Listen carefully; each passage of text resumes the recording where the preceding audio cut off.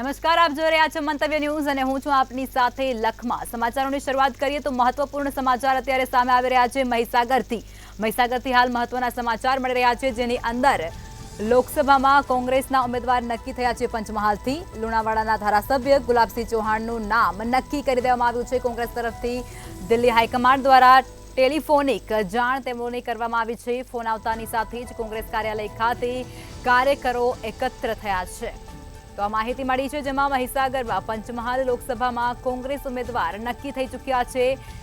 લુણાવાડાના ધારાસભ્ય ગુલાબસિંહ ચૌહાણનું નામ નક્કી કરવામાં આવ્યું છે। મળતી માહિતી મુજબ દિલ્હી હાઈકમાન્ડ દ્વારા ટેલિફોનિક જાણકારી આપવામાં આવી હતી। ફોન આવતાની સાથે જ કોંગ્રેસ કાર્યાલય ખાતે કોંગ્રેસના કાર્યકર્તાઓ છે તેઓ એકત્રિત થયા છે।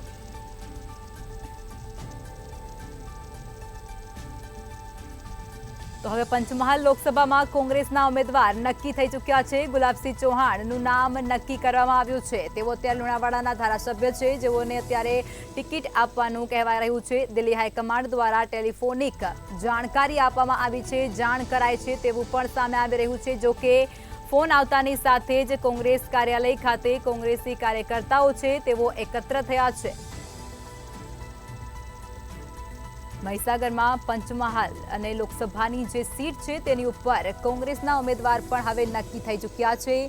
લુણાવાડાના ધારાસભ્ય ગુલાબસિંહ ચૌહાણ છે તેઓનું નામ અહીં નક્કી કરવામાં આવ્યું છે। દિલ્હી હાઈકમાન્ડ ખાતેથી ટેલિફોનિક જાણકારી આપવામાં આવી છે। જો કે ફોન આવતાની સાથે જ કોંગ્રેસના કાર્યકર્તાઓ કાર્યાલય ખાતે એકત્ર થયા છે। તો આ સમાચાર અત્યારે સામે આવી રહ્યા છે। મહીસાગરમાં પંચમહાલ લોકસભામાં કોંગ્રેસના ઉમેદવારનું નામ નક્કી થઈ ચૂક્યું છે।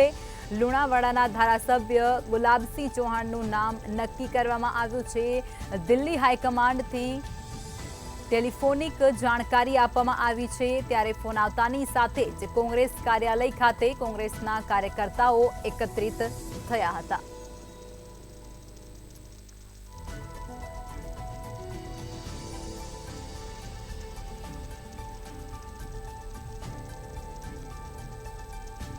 મહીસાગરમાં પંચમહાલ લોકસભા માટે હવે કોંગ્રેસ દ્વારા પણ ઉમેદવારને નક્કી કરી દેવામાં આવ્યા છે। ઘણા નામો હજુ ઉમેદવારોના બાકી હતા, ત્યારે હવે એક નામ અત્યારે પ્રકાશમાં આવી રહ્યું છે, ગુલાબસિંહ ચૌહાણનું છે, જેઓ લુણાવાડાના ધારાસભ્ય પણ છે। ત્યારે તેઓને ટિકિટ આપવાનું હાઈકમાન્ડ દ્વારા કહેવાય રહ્યું છે। તેઓ લોકસભા ચૂંટણી પણ લડશે। દિલ્હી હાઈકમાન્ડ દ્વારા ટેલિફોનિક જાણકારી તેઓને આપવામાં આવી છે। જો કે ફોન આવતાની સાથે જ કાર્યાલય ખાતે કોંગ્રેસના કાર્યકર્તાઓ છે તે મોટી સંખ્યામાં એકત્રિત થયા હતા, ઉપસ્થિત થયા હતા। તો હવે કોંગ્રેસ પણ પોતાના ઉમેદવારોના નામની જાહેરાત કરવામાં લાગી ચૂકી છે, ત્યારે ફરી એકવાર આજે એક નામ જાહેર કરવામાં આવશે એવું લાગી રહ્યું છે। પંચમહાલ લોકસભામાં કોંગ્રેસ ઉમેદવાર નક્કી।